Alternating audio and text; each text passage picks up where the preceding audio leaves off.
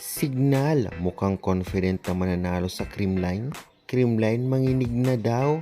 Bernadette Pons at Gemma Galanza balik for 6 at maglalaro laban sa Signal.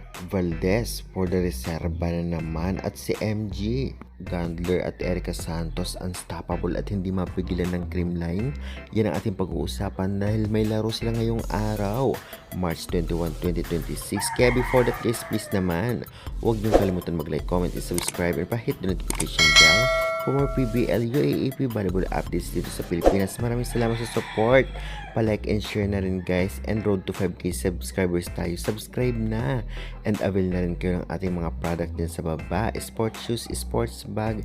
Syempre, mga pang araw-araw na gamitin natin. At kung ayaw nyo naman yan, pwede naman gamitin lamang ang aking link at bumili online. Malaking tulong na sa akin kahit kunting commission. Maraming salamat sa support.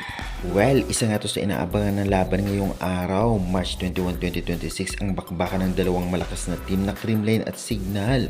Magaganap nga kanilang laban maya-maya 6:30 PM at syempre ang venue nito ay sa PRL Center. Mapapanood sa One Sports Plus sa cable, Pilipinas Live, Signal app at PVL.ph Live. Well, masasabi nga natin na ilang beses na rin natalo ng Signal ang Creamline, kaya naman possible ulit na maulit to ngayon dahil nga alam naman natin malakas ang Signal ngayon na nasa rank to sa standings. At ang Creamline naman ay nasa rank 5. Kaya naman tiyak kung pagbabasihan natin sa standing ay mas malakas o mas mataas ang Signal.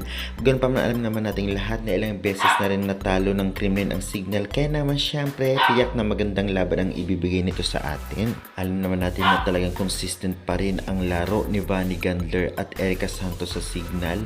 At napakalakas at napakatinik. Napakatalinong setter din na Kayuna na kayang tapatan ang galing ni Gia. Samantalang inaabangan din ang pagbabalik ni Pons at Gemma Galanza bilang first 6 na hindi nakapaglaro last game nang matalo nga ng Farm Fresh Foxes ang Creamline. Ganun pa man, maganda rin nilaro nitong ngang si Alyssa Valdez sa opensa, ngunit sa depensa medyo kumulang at sana ay talagang ma-solve ang problema niya sa digging at receiving. Ganun pa man, overall maganda pa rin laro ni Alyssa Valdez at talagang maaasahan kapag pinasok bilang reserba. Samantalang si MG naman ay okay din naman, ngunit off ang laro niya na nakaraan. Ganun pa man si Tots Carlos ay maganda rin nilaro, ngunit ang error.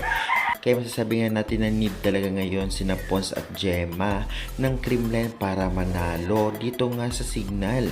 Syempre bilog pa rin ang bola, hindi natin alam kung may mga laro sila dahil kapag may laro naman si MG at si Alyssa Valdez ay mga halimaw sa court.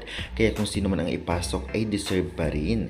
Dito man sa Signal HG Spikers ay consistent ang laro, kahit sa mga middle nila ay maganda ang inilalaro. Kaya tiyak na magandang laban ang ibibigay sa atin maya-maya at 50-50 ang ating prediction kung anong team posibleng manalo.